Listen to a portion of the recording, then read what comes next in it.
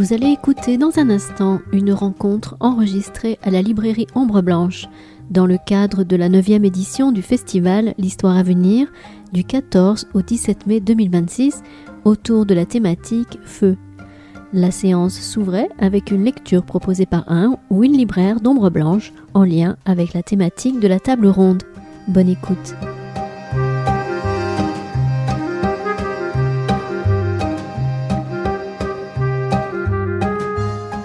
Bonsoir à toutes et à tous. Merci d'être venus aussi nombreux et nombreuses à cette rencontre.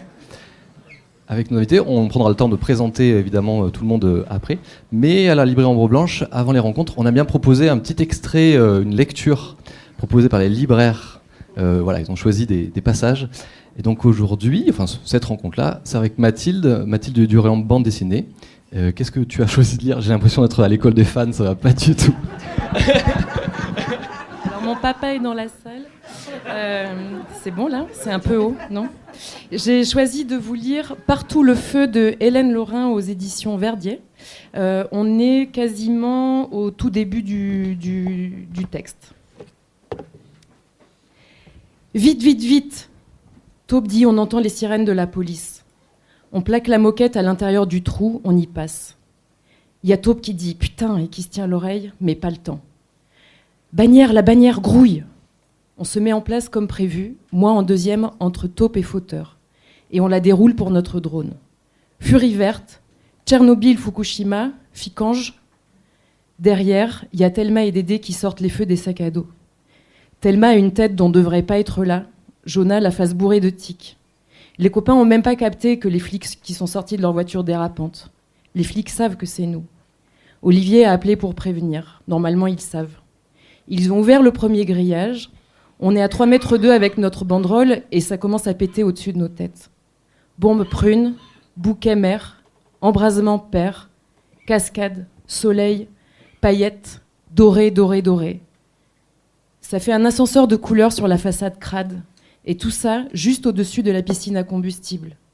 Les explosions croustillantes, puis les aigus en enfilade, les bruits qu'on connaît par cœur, ceux de la barbe à papa et des desperados. Ça rappelle l'été, la nuit, même aux flics.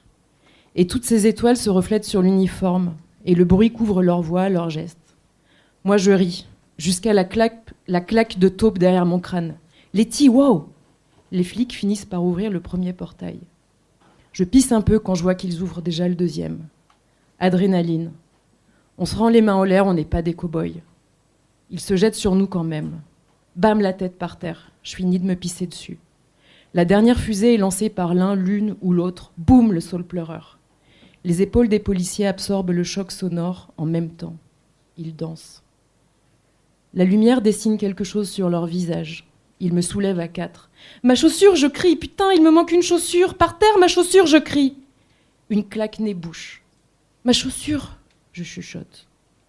Ils me jettent dans le fourgon. Ta gueule, ils disent. Et je suis assise comme un tas tout mal fait. Et les autres copains ont tas tout mal fait à côté, je les sens trembler. À l'intérieur, ça jubile bien, en silence. Compliqué de se sentir plus vivant que ça. Thelma a le visage de « c'était pas une partie de plaisir ». Fauteur est en face de moi cette fois. D'une camionnette à l'autre, on se regarde. Son visage à lui m'encourage. Je pense, ils ont la police, on a la peau dure. Je lui souris, j'ai peur. En route pour la garde à vue, c'était un beau feu d'artifice. Merci beaucoup, bonne rencontre. Merci Mathilde pour cette lecture. Vous savez que c'est un lieu d'échange, voilà, de pensée collective qui nous permet aussi de lutter contre, il faut le dire maintenant, l'extrême droite. Voilà. Donc voilà, je voulais juste dire ce petit mot et effectivement, on va en parler aussi avec nos invités du jour, donc Emmanuel Pérez-Tisserand et Olivier Bernet. Je vais juste dire un mot moi pour introduire et présenter donc Anaïs Kien qui a remplacé un petit peu au dernier moment la modération qui était prévue. Complètement même. Non. Elle le vit bien. Elle le vit très bien, il n'y a pas de problème. Et donc Anaïs Kien est journaliste, elle travaille à la radio-télévision suisse, à l'émission La Quotidienne sur RTS Première, c'est ça, la première ? Histoire vivante. Histoire vivante, voilà. Donc on remercie chaleureusement évidemment Anaïs Quin d'avoir pris le poste de la modération pour ce soir. Voilà, je vous souhaite une belle rencontre autour du moment orwellien et voilà, et bon festival. Merci. Merci Maxime. En tout cas, merci d'être ici. Ça fait chaud au cœur de voir que ce genre d'initiative mobilise toujours des publics. Et comme le disait Maxime, c'est peut-être encore plus important en ce moment. Je crois qu'on a besoin d'être ensemble. Dans la dernière partie de cet entretien avec nos auteurs, d'ailleurs, on parlera peut-être de solutions, voilà, de ce qu'on peut faire ensemble, des façons de se mobiliser qui pourraient nous aider. Et donc, comme vous l'avez bien compris, Éric Darras n'est pas là, mais on parlera bien de ce livre-là comme promis. Et je vais vous présenter les auteurs. Donc Olivier Bernet, juste à ma droite, vous êtes astrophysicien. Vous faites quoi exactement ? Je regarde le ciel, littéralement. Et Emmanuelle Pérez-Tisserand, peut-être vous pouvez nous décrire très rapidement vos terrains d'historienne. Moi, je sais ça, mais c'est la seule chose que je sais. Oui, bonjour, merci Anaïs. Donc moi, je suis historienne du 19e siècle. Donc, on pourra peut-être revenir dessus, mais ce livre, c'est pas un livre qui est issu de nos recherches fondamentales et de notre travail en laboratoire au sens large au jour le jour. Mais donc moi, mon terrain, c'est l'histoire de l'Ouest américain et de revenir un petit peu sur le récit de la conquête de l'Ouest et le retourner un peu dans différentes directions, et notamment parce que l'Ouest que j'étudie, c'est en fait le Nord, c'est la Californie et le Sud-Ouest actuel des États-Unis qui ont été colonisés par d'abord l'Espagne et le Mexique, et avant ça qui était un endroit habité et sous souveraineté de populations indigènes d'Amérique, et donc de voir cette histoire des États-Unis aussi par ce biais-là. Voilà. Voilà. Emmanuelle est passionnante lorsqu'elle parle du mythe de Zorro, notamment. Je vous conseille. Enfin, j'ai pas encore écrit le livre, donc voilà. Mais il arrive. Il y a déjà une émission d'ailleurs dans Histoire vivante. Tout à fait. Je vous la conseille. Alors d'abord, peut-être pour commencer, ce moment orwellien, ce livre, on peut appeler ça peut-être un livre d'intervention. Vous l'avez écrit vite, d'ailleurs vous l'avez écrit à 3. Il faut peut-être citer l'absente. Oui. Tamara Benari, qui est chercheuse et agronome à l'INRAE, qui avait d'autres choses un peu urgentes aujourd'hui, mais on pense très fort à elle. Moi, la chose qui m'a frappée immédiatement, c'est cette référence à Orwell, évidemment, qu'on a entendu énormément ces derniers mois, ces dernières années même, à tel point que, moi personnellement, je n'en pouvais plus de cette référence, parce qu'elle était bien pratique pour décrire une angoisse, notre angoisse, mais finalement elle était tellement utilisée pour écraser ce qui était en train de se passer qu'elle était déchargée. Il y avait quelque chose de très net, c'est-à-dire que faire appel systématiquement à une fiction pour décrire quelque chose de tout à fait réel, ça finissait par doubler l'angoisse liée à cette référence. Donc pourquoi vous avez voulu intituler votre démarche, parce que c'est pas seulement le livre, Le moment orwellien? Alors, vaste question. Peut-être que, puis Emmanuel, tu compléteras parce qu'il y a beaucoup de choses à dire peut-être, mais je crois que l'idée justement c'était de réinvestir le mot parce que, comme ça a été dit, c'est un mot qui est très présent dans le langage courant, et d'ailleurs il y a beaucoup de mots dans le langage courant qui sont empruntés à Orwell, par exemple le mot novlangue. Moi-même je savais même pas ça, mais en fait ce mot vient aussi de traduction de Newspeak dans le roman 1984. Pour nous, justement, on était évidemment conscients du fait que Orwell était très présent et très utilisé, y compris d'ailleurs par tous les bords politiques. Et il nous a semblé intéressant de se replonger dans 1984, qui est une fiction, mais qui est aussi, on pourrait le dire, je crois, un essai presque de philosophie politique. Et donc il y a beaucoup de concepts qui sont développés dans l'ouvrage, sur lesquels on pourra probablement revenir, qui sont vraiment très puissants pour décrire les mécanismes de la mise en place et du maintien des autoritarismes. Et c'est ces outils-là, cette grammaire orwellienne qu'on voulait mobiliser, remobiliser pour essayer de décrire le réel qu'on constatait, et notamment en ce qui nous concernait en tant que scientifiques, comment les sciences étaient attaquées, comment la vérité, avec des guillemets, on pourra en revenir sur ce qu'on entend par ça, est aussi attaquée, et donc comment les concepts de 1984 peuvent nous aider à la fois à identifier cela et aussi ensuite éventuellement à le combattre. En tout cas, pour combattre ceci, il est nécessaire de bien comprendre ce qui se passe, et il nous a semblé que les concepts d'Orwell étaient nécessaires pour ça. Oui, je vais pas forcément compléter directement là-dessus, mais aussi pour dire que donc ce livre, on l'a dit, on l'a écrit à 3, et on l'a écrit à 3 parce que c'était une manière de mettre par écrit et de réfléchir à un mouvement de réaction qu'on a pu avoir suite aux attaques contre les sciences, les universités qui ont eu lieu à nouveau et de manière encore plus forte avec le début du 2e mandat de Donald Trump aux États-Unis. Et en fait, à des actions assez emblématiques, et notamment, peut-être que vous aviez vu passer, on en parle dans le livre et on pourra revenir dessus, une liste soit de mots qui étaient interdits, ou en tout cas qui devaient être modifiés dans la communication gouvernementale fédérale aux États-Unis, donc directement, donc sur les sites web, dans certains rapports, etc., ou une liste de mots parallèles ou complémentaires pour essayer de cibler les programmes de recherche qu'on voulait définancer parce qu'ils correspondaient à qu'ils ne correspondaient plus à des priorités du gouvernement, ils étaient désalignés, etc. Et c'est vrai que cette liste de mots qui a été notamment publiée par le New York Times sur une assez saisissante, y compris graphiquement, pour celles et ceux qui observaient cela, ça rappelait vraiment en fait ce qui se passe concrètement dans le roman 1984 sur cette question de la modification de la langue, et aussi, je suis historienne, donc la modification du passé. On reviendra peut-être sur ces concepts de la mutabilité du passé.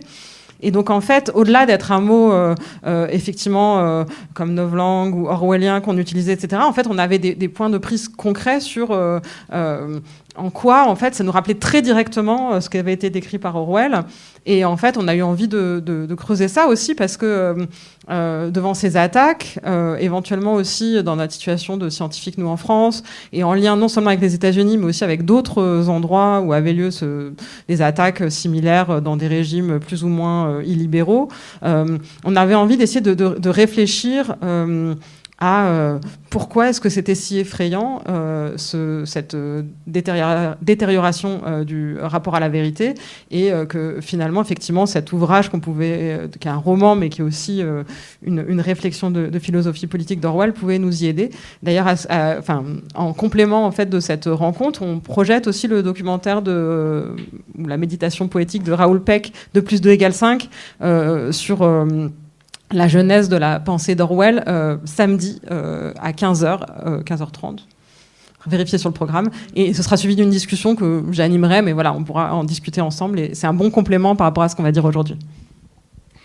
Et alors, dans cet ouvrage, vous décrivez de manière assez fine, d'ailleurs, parce que l'ouvrage n'est pas énorme, vous verrez, c'est un ouvrage très, très accessible, tous les processus, voire les stratégies qui permettent de miner tranquillement ce terrain scientifique qu'on pensait pourtant très robuste.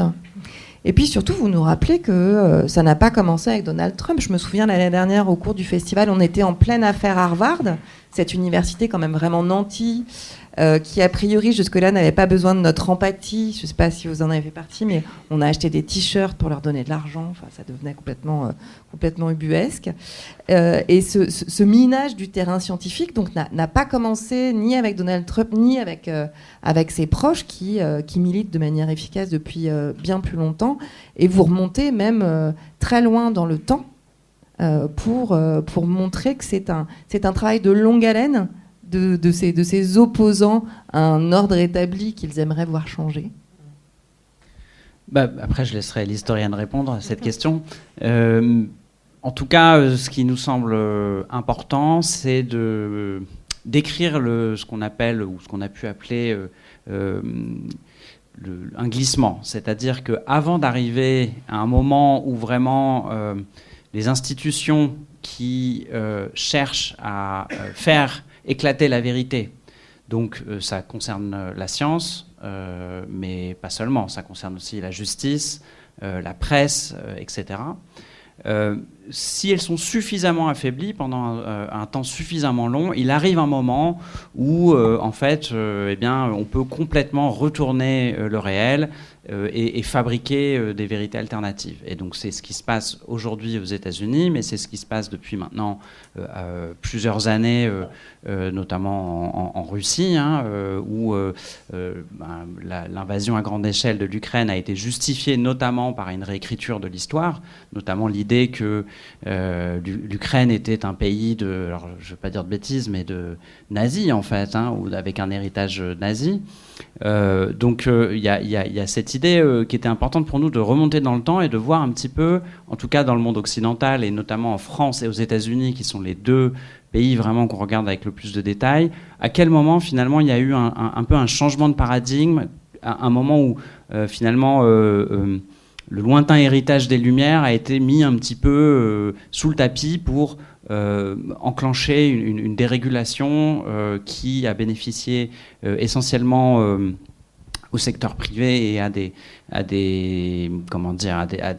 individus qui ont souhaité s'enrichir, et comment toute cette dérégulation, qui finalement au départ ne semblait pas contradictoire avec le fait qu'il fallait maintenir un certain rapport au réel, comment ceci a produit un délitement voilà, cette disparition lente de l'attachement au fait que les savoirs scientifiques, par exemple, ou l'établissement des faits par la presse étaient des choses extrêmement précieuses pour une démocratie. Et cette dérégulation, elle passe par l'introduction d'une notion et d'institutions qui l'entretiennent, qui est la compétitivité, un terme qui a priori a l'air plutôt sain en matière de sciences et qui s'avère finalement très, très destructrice. Oui, alors bon, ça c'est quelque chose qu'on a retrouvé dans énormément de secteurs, et d'ailleurs c'est aussi ce qu'on essaie de défendre dans le livre, c'est l'idée que nous on étudie le secteur scientifique parce qu'on est des scientifiques, donc c'est le secteur que l'on connaît, mais néanmoins dans énormément de secteurs c'est quelque chose qu'on a pu constater, cette libéralisation à outrance qui a mis les gens en compétition les uns contre les autres de plus en plus, et cette mise en compétition finalement elle a affaibli les objectifs qui étaient les objectifs premiers des secteurs concernés, que ce soit la science, mais aussi les hôpitaux par exemple, où il y a cette tarification pour les actes médicaux qui a mis en compétition les acteurs de la santé les uns contre les autres, qui a mis les établissements de santé en compétition les uns contre les autres. Dans le système universitaire, on a pu observer la même chose, la mise en compétition des universités, le fameux classement de Shanghai peut-être dont vous avez entendu parler, dans lequel finalement on ne se pose plus la question de savoir est-ce qu'on va fournir aux étudiants un enseignement de qualité, mais il faut qu'on soit de rang mondial sans qu'on sache vraiment ce que ça veut dire. Ça veut simplement dire être en haut d'un classement, mais en fait au fond on a complètement perdu l'idée de quel est l'objectif que l'on sert, et tout ceci nous a déconnecté vraiment des fonctions principales, y compris dans le secteur de la construction d'un rapport collectif au réel, dans l'enseignement, dans la justice, dans les médias, etc.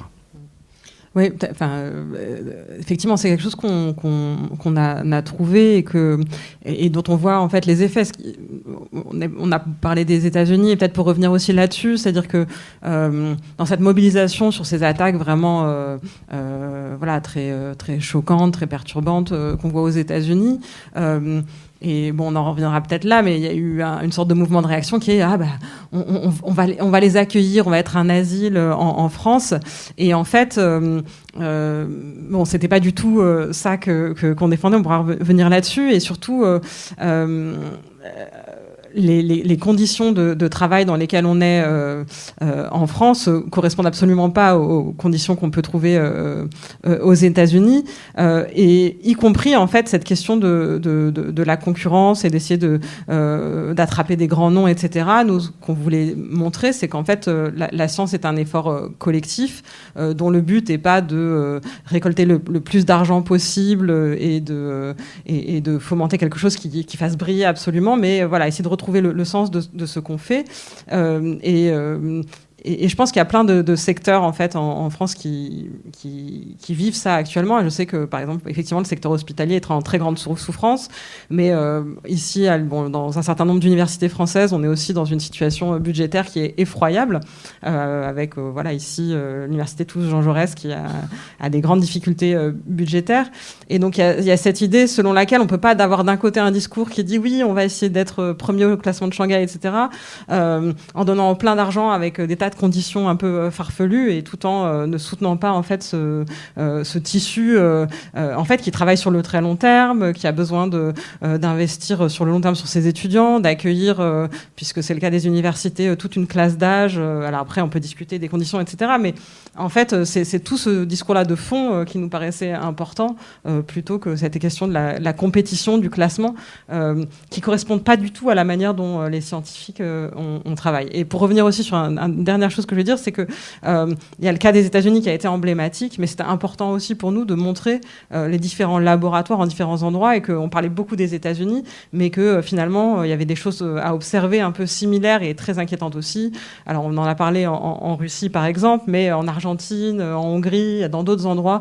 On peut parler de Gaza aussi, on en parle un peu dans le livre, et donc d'essayer de profiter un peu de ce moment d'intérêt pour cette question des sciences et des universités qu'on n'a pas toujours... la fenêtre, elle n'est pas toujours ouverte pour parler de ces choses-là, et de profiter du coup de la fenêtre médiatique états-unienne pour parler de ces autres endroits. Peut-être d'ailleurs, vous venez de passer 5 semaines aux États-Unis, Emmanuel. Peut-être vous pouvez nous raconter un petit peu ce que vous avez vu de près, quelle est l'ambiance, est-ce qu'il se passe des choses, est-ce que ce Stand Up for Science a soulevé un mouvement de rassurance et de confort psychologique suffisant pour créer des fronts de résistance Qu'est-ce que vous avez vu ? Est-ce que vous avez vu quelque chose déjà ? Oui, alors plein de choses, parce que c'est évidemment un pays énorme, et je suis allée que en Californie, qui est un endroit très particulier au sein des États-Unis, qui a été pas mal visé et touché par cette attaque contre les universités. Mais donc je dirais que il se passe des choses. Alors déjà, le climat est quand même très éprouvant, pas seulement au niveau universitaire, même s'il l'est au niveau universitaire, mais globalement, la société est assez morose, et il souffre il souffre. En tout cas, il y a cet enjeu de la guerre, notamment en Iran, la clôture des Trois Dormeuses, etc., est très présente. Et en fait, donc il y a un climat. J'ai quand même vu un collègue là-bas qui m'a dit oui, c'est de plus en plus difficile, ça commence à de plus en plus ressembler à la France. Donc j'ai trouvé que l'enseignement était intéressant, et donc on a effectivement, j'étais notamment à une conférence où on était très très nombreux comme collègues à être là, et effectivement c'est quelque chose qui revient beaucoup, cette question des attaques contre les universités et contre certains programmes, mais aussi ce qu'on constate, c'est une forme en tout cas au niveau universitaire, de fatalisme, mais aussi d'éparpillement, et c'est ça qu'on avait vu aussi, c'est-à-dire que par rapport à la manière dont on essaye de se mobiliser sur les questions scientifiques, universitaires, scientifiques, d'enseignement supérieur en France, où on a des mouvements qui sont structurés, notamment par les syndicats, pas seulement, aussi par d'autres collectifs, pour essayer de produire des mobilisations et des textes et des choses sur lesquelles on est d'accord pour un peu contrer ce discours de mise en compétition, de classement de Shanghai, etc.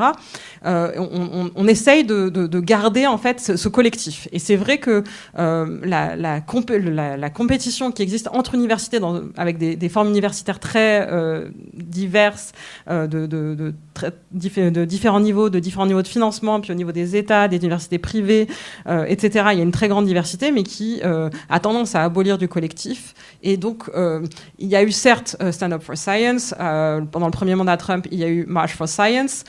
Mais d'une part, ça n'a pas du tout été très global. Il y a aussi eu la perception, peut-être qu'on en reviendra, parce que je n'ai pas complètement répondu à la question historique. Bon, on ne remonte pas très loin dans le temps pour une historienne. Je vais revenir. Mais la liste on y reviendra, devient gigantesque. Ouais. Mais en fait, du côté, par exemple, des sciences humaines et sociales, de l'histoire, etc., il y a quand même des attaques qui datent d'il y a plus longtemps que Trump, ou plus longtemps que deuxième Trump, en tout cas, aussi sur les sciences de l'environnement. Ce qui est un peu nouveau, c'est les attaques sur toutes les autres matières scientifiques et notamment les medical schools, donc les écoles de médecine, les bourses, le financement de la médecine ou d'autres sciences. Olivier pourra parler de la NASA et de l'astrophysique. Surtout, ce dont on a l'impression, c'est que les attaques sont beaucoup plus directes et moins discrètes. C'est-à-dire qu'en 1925, le procès du singe, c'est un procès. Les gens sont opposés les uns aux autres. Voilà. L'interdiction d'enseignement du créationnisme va être validée par la justice, mais l'effet médiatique sera à l'avantage de ceux qui combattent pour la liberté d'enseignement de la science à l'école. Qu'est-ce que quand même, pour historiciser un tout petit peu, le procès du singe, c'est le premier procès, et aujourd'hui, on est plutôt dans ses successeurs. Est-ce que c'est la guerre froide, et peut-être la fin de la guerre froide, qui a créé une fenêtre d'opportunité pour réinterroger la place des sciences dans les sociétés, mais aussi dans son articulation avec le pouvoir politique? Comment vous... Moi, je pense que, oui, c'est lié à la fin de la guerre froide, mais je crois que c'est... En fait, en tout cas, alors, j'ai utilisé le terme néolibéralisme parce que c'est pratique, mais donc cette mouvance, on va dire, à la sortie de la guerre froide, qui a commencé plutôt, on va dire, au début dans les années 90, on va dire, où l'idée, c'est cette dérégulation dont on a parlé. En fait, au départ, je crois qu'il y avait plein de gens bien intentionnés, y compris des scientifiques, qui sont rentrés dans cette mouvance. Mais il n'y avait pas, je crois, au départ, de volonté d'attaquer les sciences. Donc c'est un grignotage inconscient au départ. Moi, je pense qu'il y a une part de grignotage inconscient et pour ne pas le citer, Philippe Aghion est une personne qui, avec d'autres, par exemple, a participé par son influence. Rappelez-nous qui c'est. Alors Philippe Aghion, c'est un économiste, prix Nobel d'économie l'an dernier, qui a été très proche de l'actuel président de la République, mais aussi de François Hollande. Donc ils ont écrit un certain nombre de rapports avec Elie Cohen et Jean Pisani-Ferry. Donc c'est un groupe d'économistes donc plutôt libéraux qui ont notamment orienté, pour ce qui concerne la structuration de l'enseignement supérieur et de la recherche, vers cette compétitivité, cette mise en compétition, l'importance d'être bien classé pour les universités françaises dans le classement de Shanghai, ce que par exemple l'Allemagne n'a jamais fait. Et donc aujourd'hui, par exemple, toutes les universités, comment elles fonctionnent, a été énormément structurée par la volonté d'apparaître dans ces classements. Et chaque année, on retrouve, alors de moins en moins, parce que maintenant le classement de Shanghai n'existe plus vraiment. Mais peut-être quel est le problème avec cette histoire de classement? Parce qu'on se dit que ça peut créer de l'émulation. C'était pas le but. On sent bien qu'il y a un effet pervers que vous n'explicitez pas tout à fait. Oui, mais c'est que la mesure devient l'objectif. Et alors en plus, l'objectif au départ, c'était de fournir aux étudiants chinois un classement pour les familles, pour qu'ils puissent se repérer mondialement sur dans quelle université faut envoyer nos enfants. Alors plutôt pour les familles fortunées, et même très fortunées en Chine, parce que je rappelle qu'une année à Harvard, ça coûte $60 000, je pense. Donc plus que ça même, maintenant. Ouais. Les frais d'inscription ont explosé aux États-Unis, donc créant une dette étudiante monumentale, $2 000 milliards, je crois, PIB de la France. Bon, je passe là-dessus. Mais donc, en tout cas, l'objectif, c'était de fournir une grille pour les étudiants chinois. Et cette chose-là est devenue une sorte de totem autour duquel s'est structurée toute une organisation ou une désorganisation du système universitaire dans énormément de pays, dont la France. Voilà. Mais donc ça vient de... J'ai pas l'impression qu'en tout cas au départ il y a eu de volonté de détruire l'université par ces mécaniques-là. Et je crois qu'il y avait sincèrement, les personnes qui ont accompagné cette mise en compétition étaient persuadées, et donc ça c'est la philosophie libérale, de cette idée que la mise sur le marché de l'université allait finalement bénéficier aux consommateurs, les consommateurs étant les étudiants. Et c'était une erreur, on ne peut pas marchandiser comme ça le savoir et l'université. Non, mais et en complément, en fait, disons que il y a ce qui se passe dans ce milieu universitaire et l'enseignement supérieur à la recherche, mais en parallèle, ce qu'on voit aussi, et ça dès en fait les années 50-60, autour de la question du tabac et autour de la question des pesticides, par exemple, c'est quand les recherches scientifiques qui se préoccupent de la santé au sens très large ou de l'égalité au sens là aussi très large, ou des inégalités, se mettent à entrer, à faire obstacle en fait avec des profits, par exemple, tout simplement, et donc la liberté de gagner de l'argent et aussi du coup un modèle, on parlait de la guerre froide tout à l'heure, donc un modèle de liberté d'entreprendre, de liberté de vendre, etc. Et donc c'est cette fabrique du doute qui a été étudiée, hein, notamment avec pour fondement cette question des industries du tabac et ensuite des pesticides, avec justement dans ce contexte de guerre froide, Rachel Carson qui a dénoncé l'effet des pesticides sur les oiseaux, par exemple, qui a été accusée d'être une espionne soviétique, etc. Donc on avait déjà ce type de tactique. Et en fait, une partie de ce qu'on voit actuellement vient aussi de ça, c'est-à-dire que on a, quand, disons, l'esprit critique ou la manière dont les scientifiques essayent d'observer les effets, et ça a des conséquences sur les profits qui peuvent être faits, il y a un intérêt à les faire taire. Et donc il y a aussi cet aspect-là de la question, et qu'on voit à l'œuvre aujourd'hui. Il n'y a pas que ça qui est à l'œuvre, c'est pas qu'une question de profit, aussi une question d'idéologie et donc aussi de rapport à la vérité, mais il y a aussi cette question des intérêts. Alors aujourd'hui, pas seulement de l'industrie du tabac et autour des pesticides, même si c'est le cas, hein, il y a des gros enjeux autour de Monsanto, par exemple, et du Roundup, etc. Et puis on parle un petit peu aussi de la loi du plomb en France dans le livre, même si notre spécialiste n'est pas parmi nous. Donc aujourd'hui, il y a aussi, on en parle un petit peu dans le livre, mais la question du Covid, par exemple, a été très importante pour expliquer ce qui se passe aujourd'hui aux États-Unis. Un peu moins pour la France, à ce stade, en tout cas dans la manière dont ça a tourné, mais en tout cas, elle a été très importante pour les États-Unis. Et alors, on a évoqué cette guerre froide où, d'une certaine façon, mais pas pour toutes les sciences, c'est un âge d'or absolu. Il y a énormément de crédits. Les programmes de recherche sont très orientés vers ce qui intéresse les pilotes de cette guerre froide. Mais l'histoire, puisque vous y faisiez allusion tout à l'heure, déjà à ce moment-là, fait l'objet de reformulation, de remodélisation. Qu'est-ce qui se passe pour vous aujourd'hui dans ce moment orwellien qui atteint directement l'histoire, puisque on se trouve ici dans le cadre d'un festival d'histoire? Alors pour le coup, c'est une thématique qui est pas complètement nouvelle, et justement je commence à l'évoquer tout à l'heure, finalement, pour les personnes qui pratiquent, qui font des recherches en histoire ou en sciences humaines et sociales d'une manière générale. C'est des attaques qu'on voit venir des attaques, ou en tout cas des manières d'instrumentaliser l'histoire qui sont assez anciennes en réalité, et qui tiennent à la place qu'a l'histoire, notamment dans la question de la fierté nationale, de la construction d'un roman ou d'un récit national. On pourra revenir sur ces nuances-là, mais dans la construction des nations et dans la légitimation d'un certain nombre d'actions, notamment guerrières. Et donc ça, c'est des choses qu'on voit très bien, pour le coup, dès le 19e siècle, notamment pour convaincre les gens d'aller se battre pour leur pays, mais aussi dans des manières aussi beaucoup plus ouvertes. C'est-à-dire qu'à partir du moment où on a une souveraineté populaire, une souveraineté de la nation par rapport à une souveraineté simplement d'être sujet d'un monarque, c'est construire un attachement commun avec une histoire commune, etc., qui conduit parfois à certaines instrumentalisations, certaines déformations sur le fait que on serait tous des descendants de Gaulois. C'est nos ancêtres les Gaulois, ce qui peut paraître assez léger et innocent, et en réalité, aujourd'hui en tout cas, on peut dès le 19e siècle montrer comme c'est une certaine vision un peu déformée de notre histoire, mais aujourd'hui est quelque chose qui est utilisé, par exemple, par des groupes d'extrême droite pour défendre une version, une vision justement très racialisée de l'histoire de notre pays, en disant les vrais Gaulois, ils font ceci, ils font cela, et en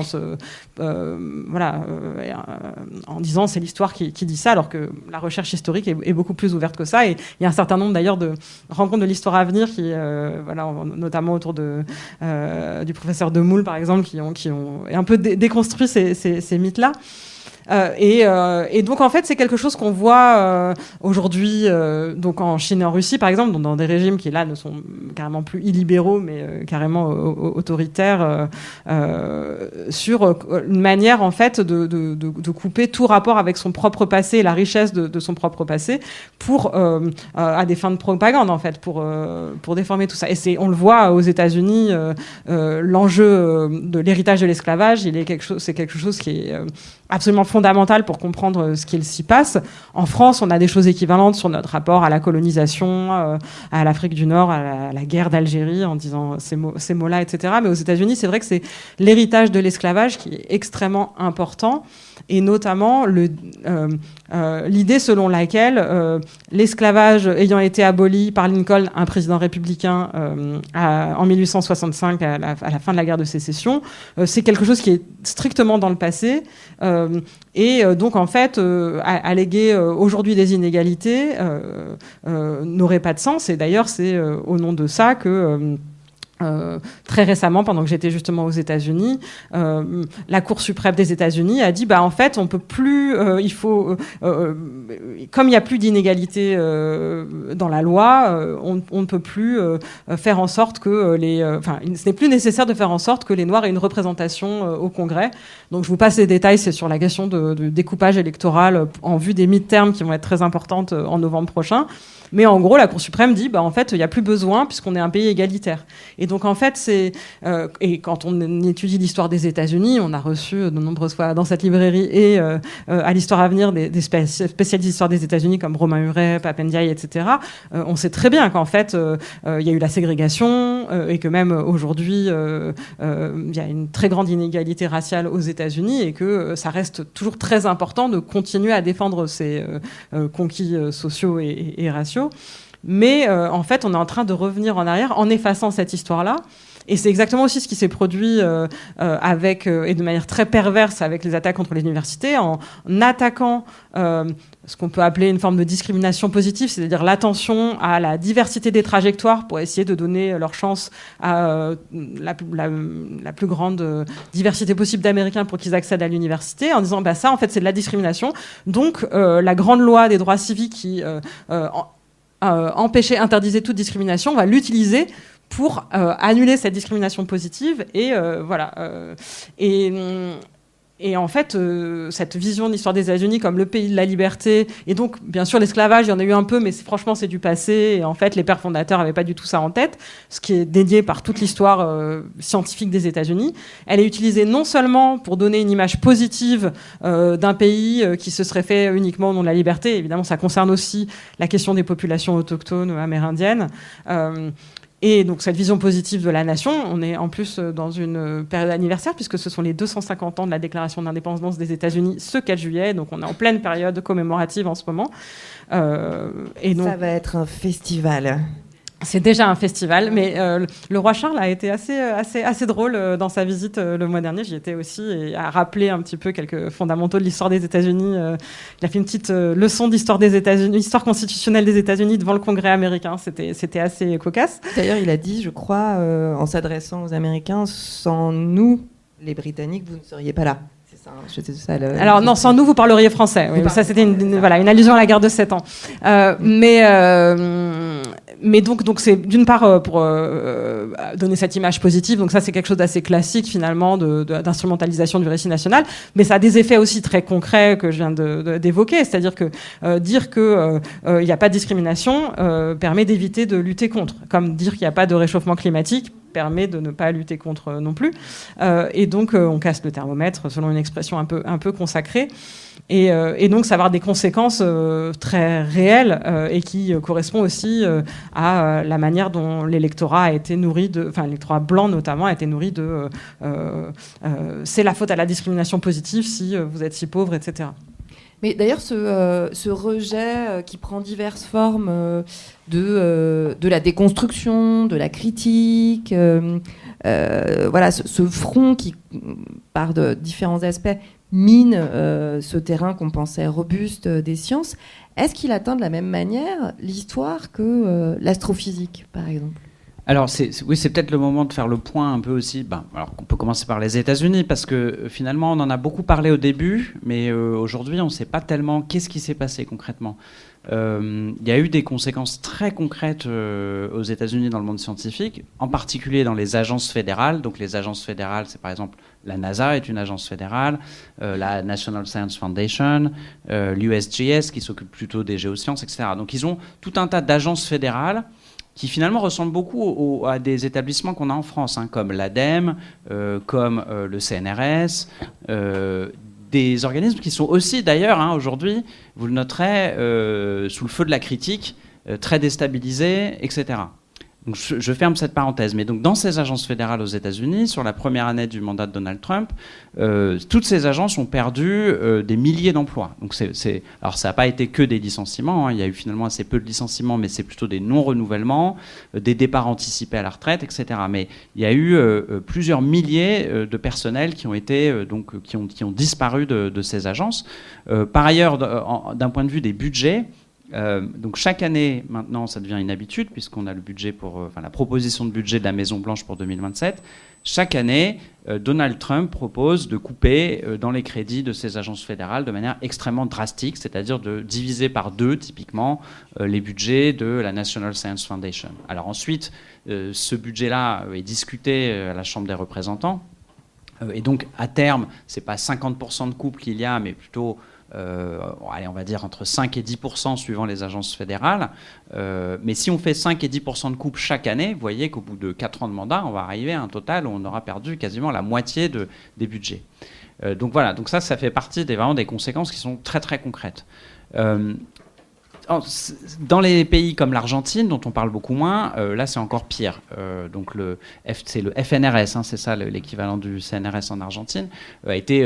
quasiment démantelé, c'est-à-dire qu'il y a vraiment des attaques du coup à la tronçonneuse. Vous connaissez cette habitude de Javier Milei, reprise ensuite par Elon Musk, de s'afficher avec cette tronçonneuse pour incarner les coupes dont il est l'auteur. Et puis évidemment en Russie où là c'est carrément l'exil pour certaines personnes, voire l'emprisonnement. Donc voilà. Donc tout ça pour dire qu'il y a des choses extrêmement concrètes qui se passent dans ces pays et que aussi on doit voir tout ça comme un signal d'alarme pour la France où, comme je vous le disais, il y a de plus en plus une petite musique de à quoi nous sert l'INRA. Alors Tamara n'est pas là aujourd'hui, mais c'est quelque chose qu'on développe beaucoup dans le livre, qu'elle a contribué grandement à écrire évidemment, et qui donc est il y a cette remise en question, notamment dans le cadre de la loi Duplon. Le sénateur Duplon, notamment, a essayé de fragiliser l'Institut national de recherche agronomique en disant à quoi nous servent ces gens, finalement, regardez, allez voir les agriculteurs, demandez-leur si l'INRA leur sert à quelque chose. Le bon sens paysan. Le bon sens paysan. Alors, le bon sens paysan est tout à fait respectable, mais... Non, je pense que la notion de bon sens est à mettre à critiquer en évidemment. Elle-même, on est d'accord. Alors, clairement. Et voilà. Donc, le bon sens est toujours mis en avant comme étant, finalement, vous avez ces agences très compliquées qui coûtent très cher à l'État, alors que le bon sens coûte beaucoup moins cher et il est disponible tout de suite. Donc ça, effectivement, il y a cette rhétorique du bon sens qui est instrumentalisée tout le temps, y compris pour faire passer des lois concernant notre santé, puisque ça concerne les pesticides. Donc ça, c'est important de le dire. Et je reviens à la question. Donc, ce qui est intéressant dans le mandat actuel de Trump, c'est que des agences, des institutions qui se pensaient protégées et qui n'ont pas fait aussi l'effort, peut-être au moment où il était encore temps, de se solidariser avec les sciences sociales qui sont attaquées ou l'histoire qui est attaquée depuis très longtemps aux États-Unis, donc qui est mon secteur, l'astrophysique. Eux, ils se pensaient protégés Eh bien, pas du tout. Donc là, le budget proposé par Donald Trump pour la NASA, la partie scientifique de la NASA, sa proposition, c'est de le réduire de moitié. Donc dans certains centres de la NASA aux États-Unis, il y a déjà eu des fermetures de certains secteurs, des emplois qui ont été supprimés, etc. Donc les scientifiques en astrophysique à la NASA sont aussi aujourd'hui vraiment menacés. Et moi, mes collègues me disent régulièrement qu'ils sont très inquiets, qu'ils ont peur. Voilà, il y a des missions scientifiques disparaissent, des projets entiers, etc. Donc c'est un secteur qui se pensait vraiment protégé et qui aujourd'hui en fait est aussi en train de disparaître. Et je fais quand même un petit lien parce que c'est important. Alors c'est lié à tout un tas de choses, mais notamment au fait que Donald Trump, son grand projet, c'est notamment avec Elon Musk, d'aller sur Mars. Et donc il y a toute ce renouveau du vol habité, d'aller partir dans l'espace avec des humains, hein, et donc notamment Artemis, dont on a beaucoup parlé ces derniers jours. Vous avez probablement suivi ce vol autour de la Lune qui a été effectué par les États-Unis. Et donc dans un cadre pour lequel les raisons scientifiques derrière sont extrêmement faibles. Il n'y a quasiment aucune justification scientifique d'aller faire le tour de la Lune avec des humains aujourd'hui. Ce sont uniquement des raisons politiques qui poussent ce projet et qui grèvent complètement les budgets dans tout un tas d'autres secteurs et qui, pour le coup, alimentent financièrement tout un tas d'entreprises privées, notamment SpaceX et tout un secteur qui s'est approprié finalement à la fois la technologie, la connaissance scientifique de la NASA, hein, qui était donc une agence publique, et aussi un certain nombre de ses anciens employés, etc. Donc il y a eu une privatisation totale du secteur spatial, mis au service de projets politiques, et qui sont des projets politiques. En plus, je veux dire, aller habiter Mars, aujourd'hui, je ne pense pas que ce soit la priorité, à moins que ce ne soit pour voir à quoi ressemblerait la Terre si on continuait dans la direction qu'on a prise. Voilà. Alors, peut-être pour conclure seulement cette partie-là de notre rencontre, parce qu'après, on va faire circuler le micro parmi vous, et je suis sûre que vous avez plein de questions à poser à nos deux auteurs. Je voudrais consacrer quelques minutes à un tutoriel, en fait, parce que j'imagine que vous, comme moi, vous êtes un petit peu heurtés à ces discussions sur la neutralité des scientifiques. Et bien justement, dans la troisième partie de ce livre, on vous propose des idées pour survivre à ce genre de discussion-là. Allez-y, comment on fait ? Je me regarde, Emmanuel. Non, mais après...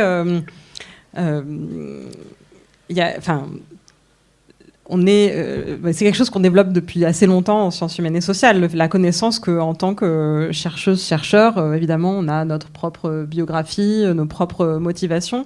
Et en fait, pour revenir à un mot qui est essentiel dans notre titre, c'est la science et la démarche scientifique.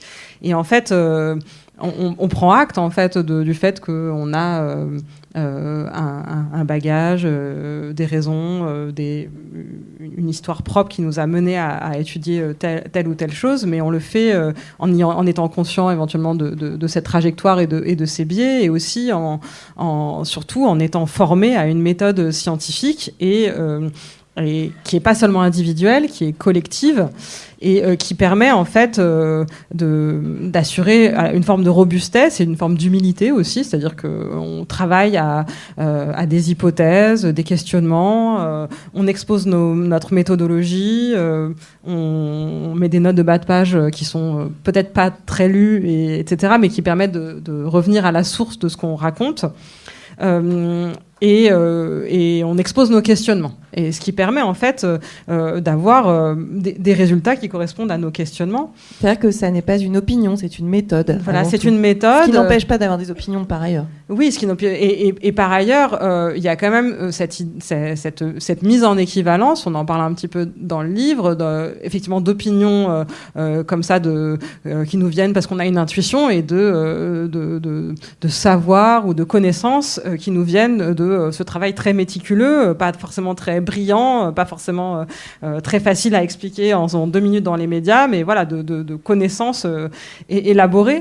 Et c'est vrai que il y a de plus en plus cette musique selon laquelle dès qu'on exprime une opinion qui ne convient pas, et notamment des connaissances, c'est vrai que les scientifiques du climat par exemple vivent cette expérience d'être accusés d'être aux États-Unis, mais aussi en France, et même aussi sur les pesticides à l'INRA, par exemple, de dire on a fait cette étude-là qui montre que tel pesticide ou telle évolution du climat ont des effets sur la santé, ou en tout cas, on peut documenter cela, et ça, c'est censé être une opinion militante, ce qui est très dangereux, en effet, parce que ce n'est pas des opinions, en réalité, et c'est vu comme militant par des gens dont c'est l'intérêt de dire que ce n'est pas des faits. Donc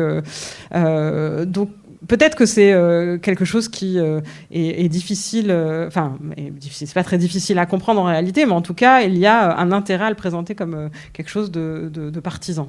C'est peut-être quelque chose d'important aussi à ajouter, c'est que cette injonction en neutralité, elle vient toujours du même camp. Vous avez pu noter d'ailleurs cette commission... Le camp du bon sens. Le camp du bon sens, incarné récemment par Charles Laloncle, dans le cadre de la neutralité de l'audiovisuel public. En fait, moi je ne comprends pas comment, en fait, c'est même acceptable qu'on nomme une commission parlementaire comme ça, parce que qu'est-ce que ça veut dire en fait la neutralité? Et quand on leur demande, ils sont incapables de répondre. Et par ailleurs, eux-mêmes, ils sont pétris de conflits d'intérêts. C'est le cas de Charles Laloncle, ça a été révélé dans plusieurs médias. Donc c'est des gens qui sont pétris de conflits d'intérêts et qui ensuite essayent accusent des services publics de ne pas être neutres. Donc voilà, je pense que en fait, il faut refuser complètement cette discussion sur la neutralité. La neutralité n'est pas une exigence du travail scientifique. Le travail scientifique, il est encadré par l'éthique scientifique, par l'intégrité, par l'évaluation par les pairs, par une méthode scientifique, etc. Donc il y a tout un tas de normes qui encadrent le travail scientifique, mais la neutralité n'est aucunement une exigence du travail scientifique. Et donc je pense que c'est très important de ne pas se laisser avoir par ça. Peut-être parfois, quand avec neutralité, en fait, ce qu'on voudrait entendre, c'est plutôt autonomie. Et ça, oui, le monde savant a besoin d'autonomie. Il a besoin justement de ne pas être, en tout cas le moins possible, pénétré par des conflits d'intérêts, par des pouvoirs qui viendraient changer sa direction, etc. Donc l'autonomie, oui, c'est important, mais la neutralité, non, c'est pas une exigence.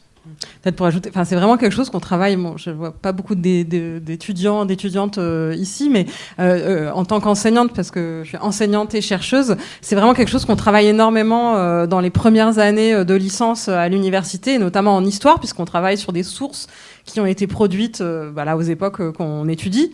Et en fait, souvent les étudiants arrivent avec l'idée, oui, cette source est objective, ou cette source n'est pas objective, ou n'est pas neutre, etc. Et en fait, ça fait partie des premières choses qu'on dit. Mais en fait, toute source émane de quelqu'un qui l'a produite. Et ce qu'il faut regarder, c'est les conditions dans lesquelles ça a été produit, et aussi les conditions dans lesquelles ça a été conservé, ou dans lesquelles ça a été diffusé. C'est-à-dire quels sont les mécanismes, mais au sens sociaux, mécanismes de pouvoir, même au sens pas forcément machiavélique, mais qu'est-ce qui fait qu'une parole a été conservée par écrit, par exemple, quelqu'un qui a accès à l'écriture, quelqu'un qui a accès à un endroit pour déposer ses archives, etc. Et donc c'est vraiment quelque chose qu'on travaille vraiment les premières années en études d'histoire et puis dans d'autres domaines. Et en fait, c'est exactement ça, c'est-à-dire comprendre d'où vient un discours et comment il a été construit, comment il est arrivé jusqu'à nous. Et effectivement, dans le cadre de la méthode scientifique, dans le meilleur des cas, en suivant cette éthique, ces normes scientifiques. Mais en fait, dire objectif ou neutre, assez rapidement, on voit que c'est une impasse et que ce n'est pas quelque chose qui est particulièrement intéressant, puisque en général, effectivement, quand on dit qu'on est neutre et objectif, c'est qu'on a au contraire... des choses à se reprocher. Non, ou en tout cas qu'on n'a pas vu, qu'on ne sait pas, qu'on n'a même pas perçu qu'en fait on était l'universel, la voix, etc. Et en fait reconnaître déjà qu'on est issu de cette d'un itinéraire, d'une méthode, etc. C'est le premier pas pour comprendre la parole qu'on énonce. On pourrait échantillonner tous les modes de neutralité en Suisse, vraiment, je vous assure. Je propose maintenant que vous nous rejoigniez dans cette discussion. Si vous avez des questions, des réflexions, même, n'hésitez pas, on est là pour ça. Bonjour, merci pour votre présentation, c'était intéressant. J'ai une question peut-être un peu délicate ou pas du tout, pour des universitaires, des chercheurs, et leur rôle aujourd'hui dans ce moment probablement charnière.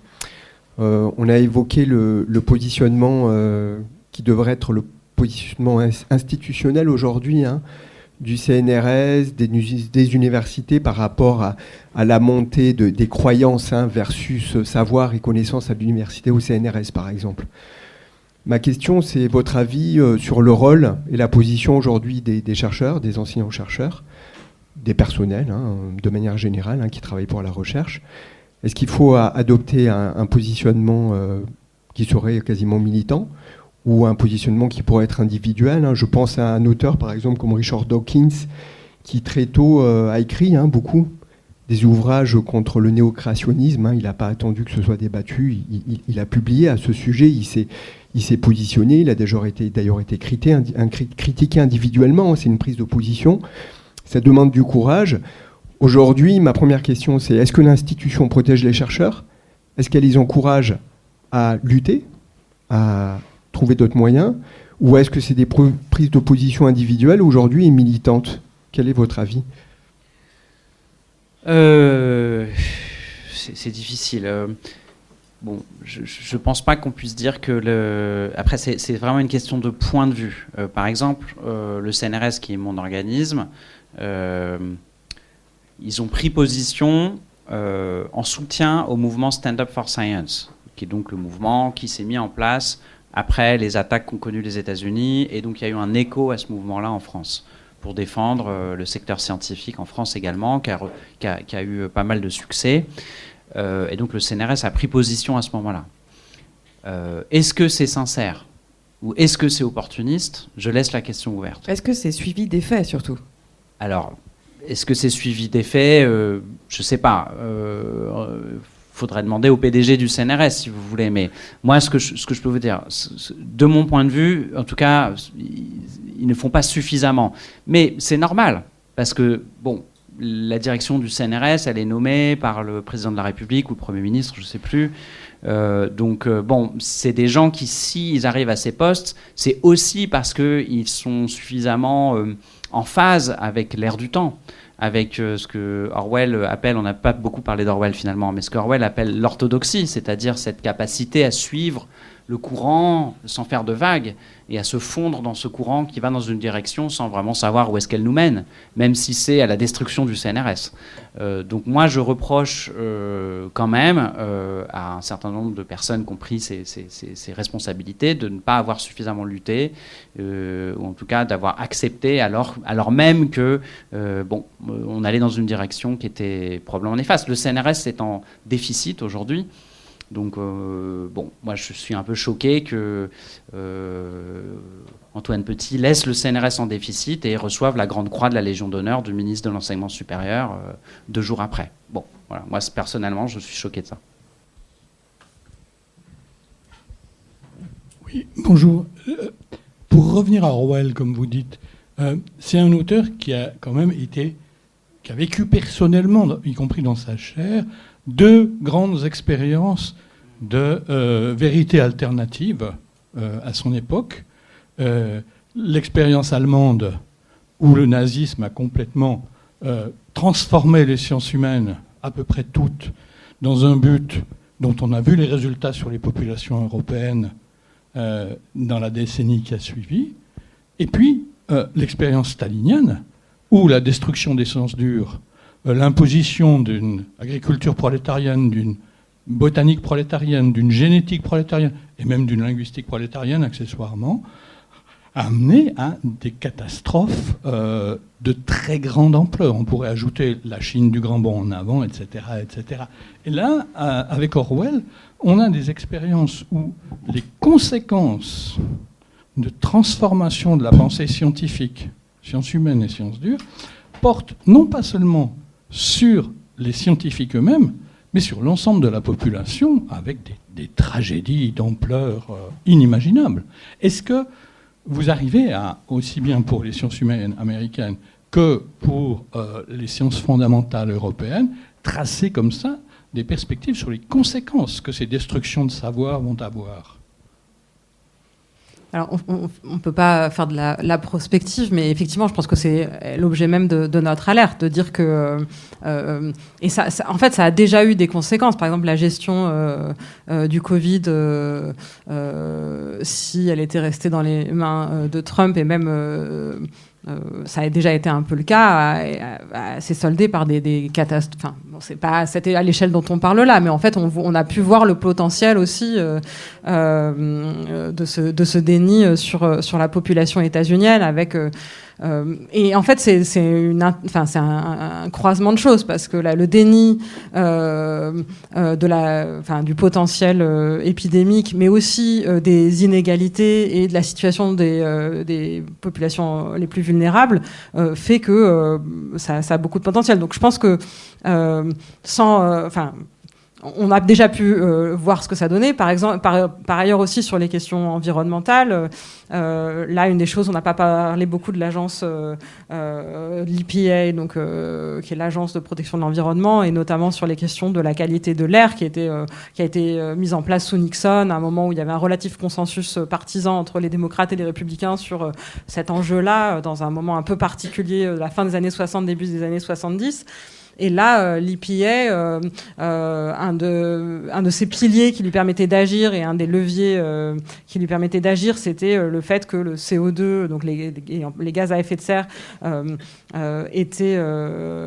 provoquaient le réchauffement et donc constituaient un risque grave, etc., de mise en danger. Et donc ça, c'était une déclaration qui permettait à l'EPA d'agir. Et là, ça vient d'être débouté au nom du fait que, en fait, le dioxyde de carbone n'était pas directement un polluant au sens de l'air que vous respirez, c'était indirect parce que ça causait le réchauffement. Et donc tout ça est mis par terre, et notamment tout ce qui permettait de contraindre les normes concernant les automobiles, peut être mis en cause. Et donc pour faire le lien avec ce que vous dites, c'est que on voit comment ces éléments-là de déni de tout ce qu'on a pu accumuler comme connaissances scientifiques sur le réchauffement, sur la justice environnementale, sur la question des océans qui ont été, l'observation des océans et de l'atmosphère qui a été ruinée, mais aussi donc les inégalités. On n'a pas parlé tellement des inégalités raciales, mais qui sont vraiment dans le viseur de tout ça. La pandémie, tout ça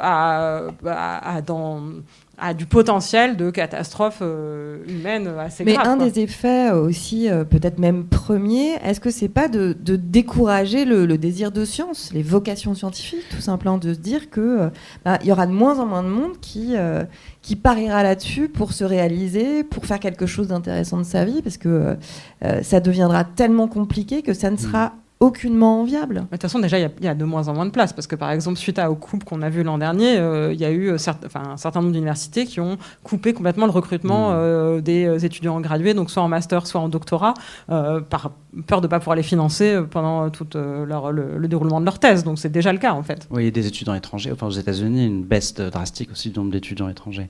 Juste, je reviens sur la question présente très rapidement. Emmanuel l'a évoqué, je pense que le Covid, c'est un très bon exemple pour peut-être essayer de comprendre aussi ce qui peut se passer avec le réchauffement climatique. L'épidémie de Covid, c'est un processus exponentiel. Donc ça fait que si, dans sa transmission, donc par exemple, si vous décalez de 1 jour le confinement, vous allez multiplier par 2 quasiment le nombre de victimes en ne faisant rien. Donc ça a des effets on peut le mesurer. Par exemple en France, si le moment du premier confinement avait eu lieu 2 ou 3 jours plus tôt, on aurait évité des milliers de morts. Donc c'est très facile de le montrer, ça. Avec le réchauffement climatique, c'est un petit peu pareil. Sauf que c'est un processus qui est beaucoup plus lent, donc on ne le ressent pas. Mais il y a cette phrase que Valérie Masson-Delmotte, qui est notre préfacière, je pense que c'est bien de la citer, répète régulièrement, c'est chaque degré compte. Et donc dans ce chaque degré compte dans le réchauffement climatique, il y a aussi cette notion que pour chaque degré, en fait, c'est probablement, alors on ne sait pas encore aujourd'hui, mais c'est probablement des vies humaines en grand nombre qui sont concernées. Une autre question, y compris tout au fond. On ne vous voit pas très bien, je suis désolée, en plus j'ai perdu mes lunettes. Donc Merci. Je voudrais vous faire revenir un peu aussi sur le titre. Vous avez dit au départ qu'il avait, non pas théorisé, mais presque quand même, puisque de mes souvenirs de 1984, il y a quand même un certain nombre de concepts clés qui sont non pas forcément énoncés, mais en tout cas qu'on découvre au fur et à mesure de la narration, et qui sont précis. Vous avez parlé de 9 langues, mais vous n'avez pas été très très loin. Est-ce qu'on pourrait revenir justement sur ces sur ces différentes composantes. C'est aussi le conflit armé permanent. Enfin, il y a tout un tas de concepts qui sont exposés. Est-ce que vous pourriez revenir un peu plus dessus, si c'est possible ? On n'a que 30 minutes. Pour répondre. Alors, en fait, ils sont énoncés assez clairement, finalement, dès le début de l'ouvrage. Donc, il y en a 3 principaux. Donc, il y a le newspeak, qui est traduit parfois en français comme novlangue, mais ce mot ne marche plus bien parce qu'il est rentré dans le langage courant. Et maintenant, il veut plutôt dire jargon. Voilà. Le newspeak, c'est quelque chose de beaucoup plus profond. C'est construire une langue qui, finalement, vide le plus possible les mots de leur sens pour que, finalement, on puisse plus réfléchir. C'est ça l'idée centrale. Et moi, je trouve qu'il y a plein de choses aujourd'hui qu'on constate dans le fonctionnement de nos sociétés où il y a de plus en plus de mots comme ça qui apparaissent et puis on ne sait pas trop ce que ça veut dire mais tout le monde les utilise. Parfois on dit c'est du bullshit ou voilà, mais il y a plein de mots comme ça, je suis sûr que vous en connaissez. On dit qu'est-ce qu'il y a comme exemple ? Compliance, ouais, ça c'est pointu, ça c'est du newspeak très hype. Non. Mais le respect l'excellence, le respect des règles internes à une entreprise que personne ne connaît en fait. Voilà, d'accord. Moi je connaissais pas ce mot de newspeak. Mais bon, on parle par exemple de plan social quand on veut parler de licenciement, etc. Donc c'est aussi une euphémisation. Donc ça, c'est un des premiers concepts, c'est ce newspeak. Il y a la mutabilité du passé dont on a quand même, je crois, pas mal parlé. Donc c'est cette réécriture permanente de l'histoire pour servir le discours politique dominant. Et aussi, non, mais je peux pas me lancer trop longtemps, mais c'est l'idée que donc ça doit correspondre toujours à la vérité énoncée par le dirigeant au présent, et du coup, ça va de pair avec une forme, vous voyez, d'orthodoxie ou d'idée qu'il ne peut pas y avoir de contradiction et que à partir du moment où le dirigeant dit quelque chose, il ne peut pas y avoir dans le passé quelque chose qui le contredise, quoi. Donc il y a ce lien aussi. Quitte à interdire des mots. Quitte à interdire des mots, quitte à supprimer des personnes ou que des personnes supprimées soient supprimées de... Bref, voilà. Et puis peut-être, alors, il y a le double think, vous pourrez aller voir dans le livre parce que c'est le plus subtil, et puis en plus, c'est une notion c'est pas pour le coup une notion de philosophie politique, ça reste quand même de la littérature, mais c'est un concept qui est très intéressant. Et peut-être quelque chose qui est très connu dans Orwell et qui résonne pas mal avec ce qu'on voit aujourd'hui, c'est ce concept de la guerre c'est la paix, qui est un des 3 slogans du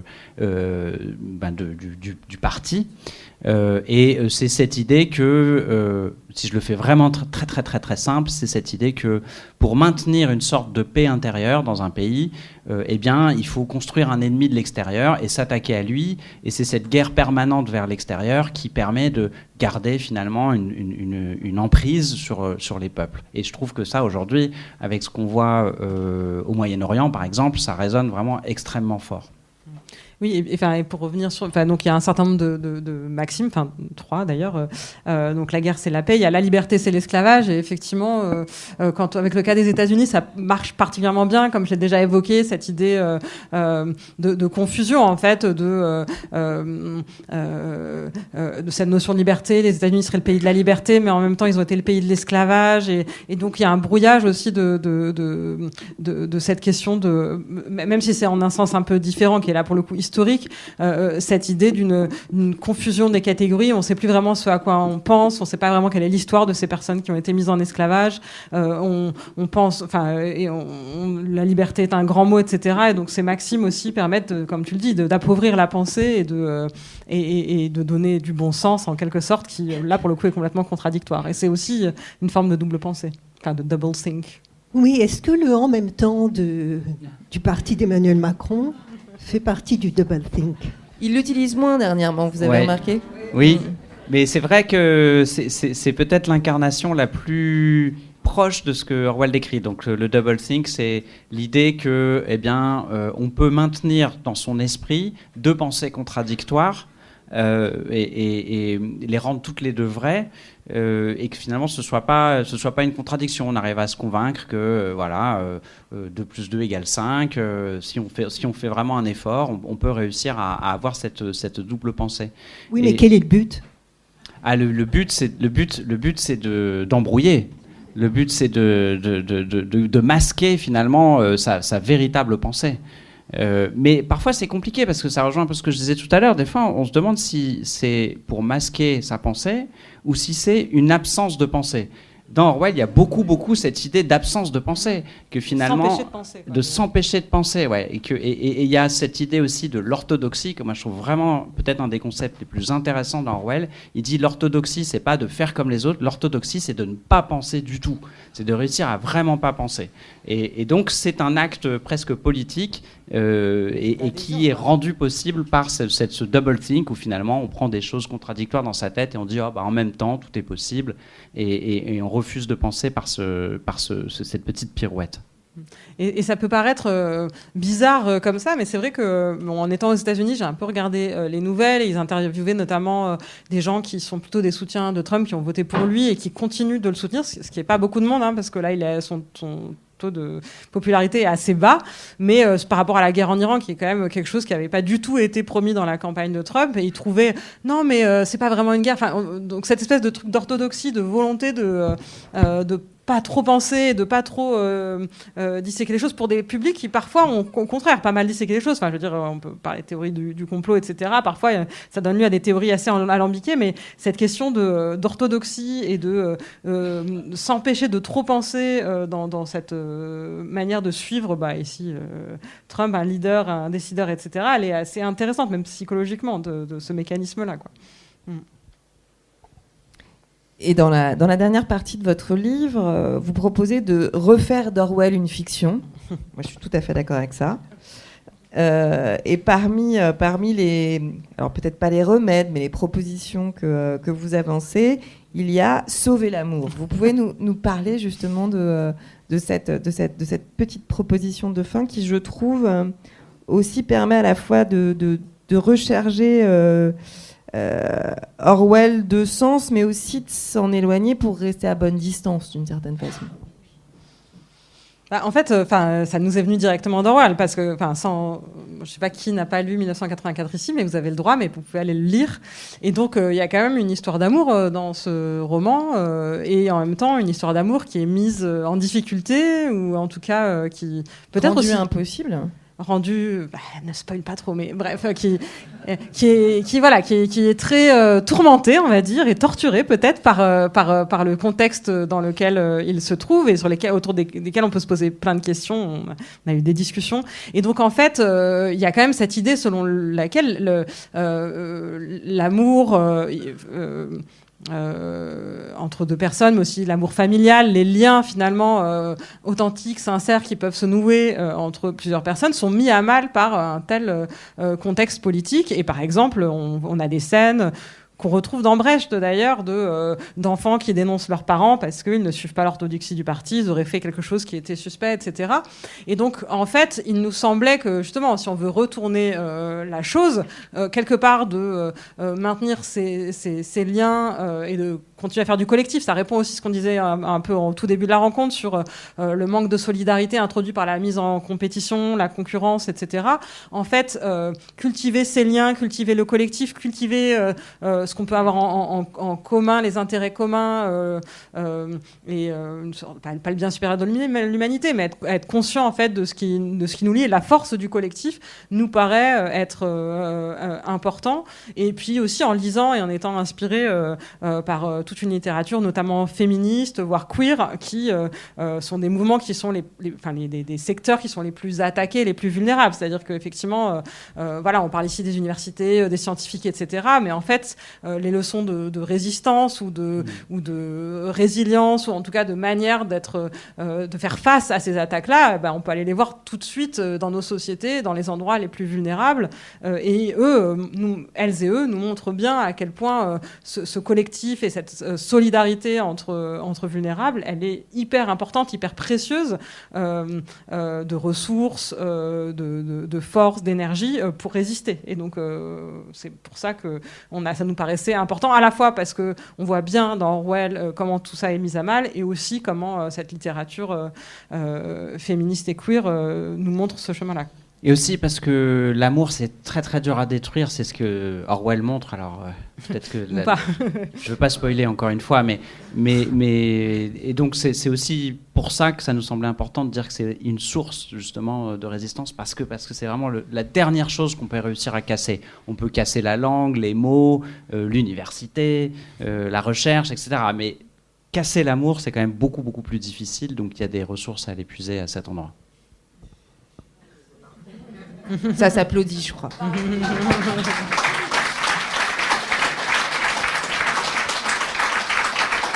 entendu ça. Alors, il y a encore des questions. Pardon, c'était un applaudissement pour le plaisir, mais pas pour la fin. Bon, juste ce livre. livre. Vous pouvez ouvrir un peu la fenêtre ? Oui. Ce livre, vous l'avez écrit à 3. Donc, je voulais savoir pourquoi vous a réunis. Qu'est-ce que vous aviez en commun ? Comment ça s'est fait ? La rencontre. L'amour.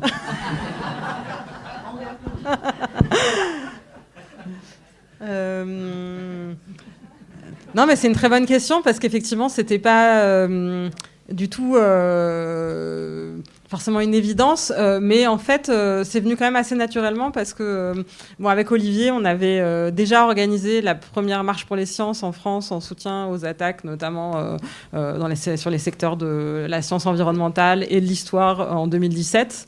Dès son élection en 2016 et ensuite en 2017. Par ailleurs, avoir des choses, avoir un engagement commun en fait sur la place des sciences, de la démarche scientifique dans la société et nous-mêmes en tant que citoyens, c'est-à-dire pas une espèce de surplomb, on va dire, etc. Mais comment est-ce que en fait le travail qu'on fait nous, il peut avoir du sens pour tous et quel sens on veut pas lui donner aussi, c'est-à-dire quelque chose qui viendrait pas d'en haut. Et donc on a participé à un certain nombre de collectifs, et y compris cette organisation de la marche pour les sciences en 2016-2017. C'est aussi ce qui explique mon engagement au sein de Festival l'Histoire à venir aujourd'hui. C'est tout à fait dans cette continuité-là. Et par ailleurs, je te laisserai répondre, mais Tamara, moi je l'ai rencontrée l'an dernier au moment du Stand Up for Science, mais Olivier et Tamara avaient eu d'autres activités d'engagement ensemble aussi. Oui, on a créé avec Tamara il y a quelques années un collectif qui s'appelle Labo 1.5 et dont l'objectif est de s'intéresser à l'empreinte environnementale de la recherche scientifique. J'ai parlé du climat, et donc il nous semblait important d'essayer de trouver des outils pour se pencher sur la manière dont, à l'intérieur même de la recherche scientifique, on pouvait agir aussi pour se mettre en cohérence avec les résultats qui viennent de la recherche scientifique. Donc un travail de réflexivité, et puis aussi un travail de mesure. Tout ça a commencé avant le Covid, et donc il nous a semblé important de savoir quelles étaient les émissions de gaz à effet de serre de la recherche scientifique, par exemple. Ça paraît très bête comme question, mais nous, quand on a commencé ce travail, les gens nous disaient moi j'ai entendu dire que 1 heure sur Skype, à l'époque c'était Skype, 1 heure de visioconférence, ça est en émission équivalent à un aller-retour Paris-New York. Les gens ne savaient pas du tout, n'avaient aucune notion des ordres de grandeur. Donc on a contribué à ça ensemble.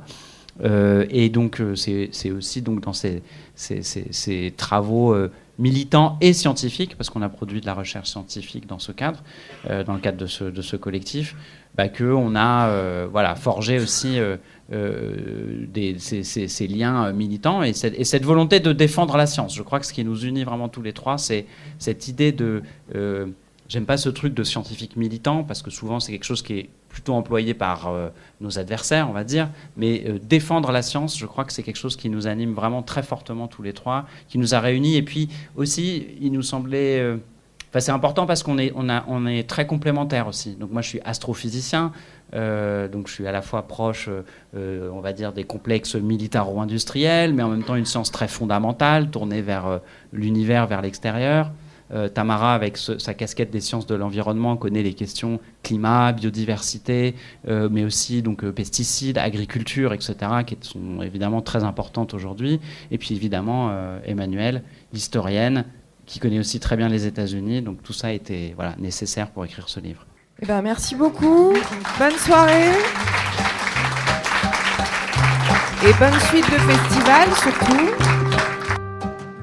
Vous venez d'écouter à l'instant une rencontre à la librairie Ombre Blanche lors de l'édition 2026 du festival L'Histoire à venir, organisé par l'Université Toulouse Jean Jaurès, le Théâtre Garonne, la librairie Ombre Blanche et les éditions Anacarsis. Vous pouvez retrouver cet enregistrement sur le site de l'Histoire à venir et sur notre plateforme Mixcloud Radio Toulouse.